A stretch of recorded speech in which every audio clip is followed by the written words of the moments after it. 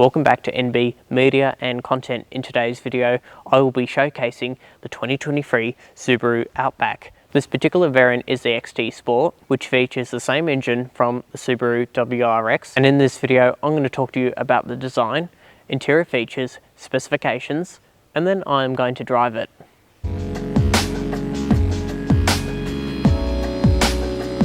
Let's start off with a brief overview.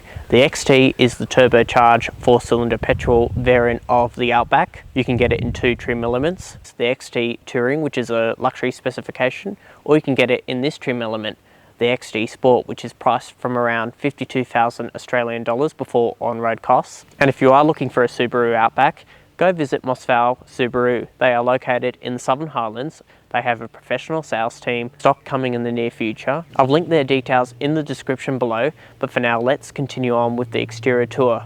Moving on to the front design, the Outback features LED headlights, LED fog lamps and automatic high beam assist. And heading towards the bottom, we've got 213mm of ground clearance for muddy terrains and gravel, as this Outback is capable off-road. And if we have a look at it on the side, we've got some 18-inch gloss black alloy wheels, and the XT also features some extra body cladding on the wheel arches, the lower part of the bumper bars with some green accents on the Outback logo and some green accents on the top roof rails.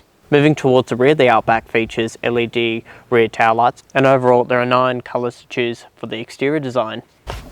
Okay, inside the Outback, it's a very nice layout, very clean and minimalistic. The Outback has a very nice layout, nice leather everywhere, some soft touch materials on the dashboard, even down here. The whole cabin feels very high quality. On the sports trim you get this synthetic leather, which is water repellent, and the front and rear seats can also be heated. Let's move on to infotainment.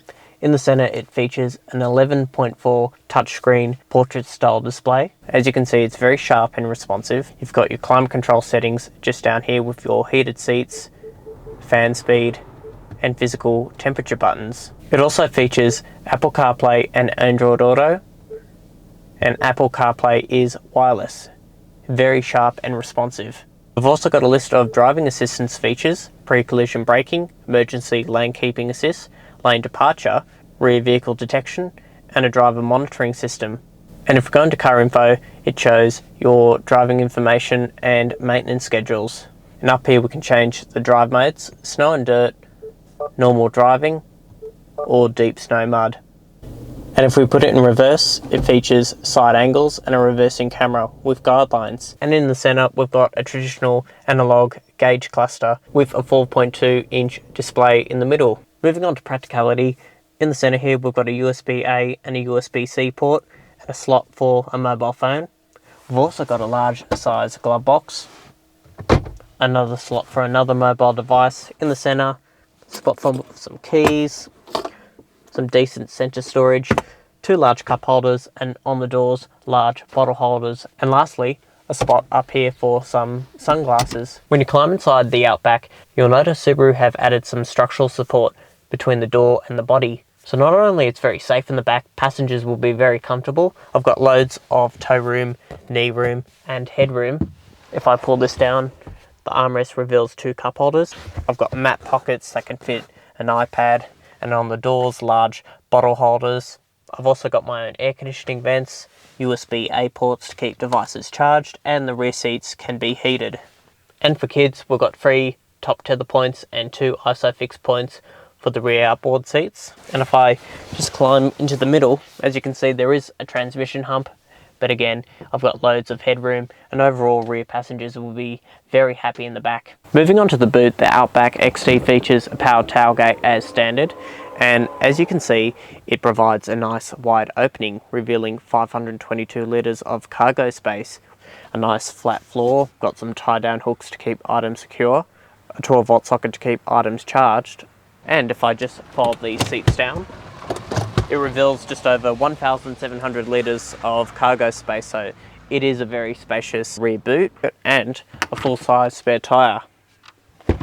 Before we take the Outback on a drive, I've laid out its key specifications on this cheat sheet. However, in the meantime, I'll go through the basics. The Outback XT uses a version of the WRX's 2.4 litre turbocharged 4-cylinder boxer engine. It produces the same torque, 350 Nm, However, 183 kilowatts, 19 fewer kilowatts less than the WRX. However, the brake towing capacity has been upgraded from 2,000 kilograms to 2,400 kilograms, which is the highest figure for an Outback. So now let's take it for a drive.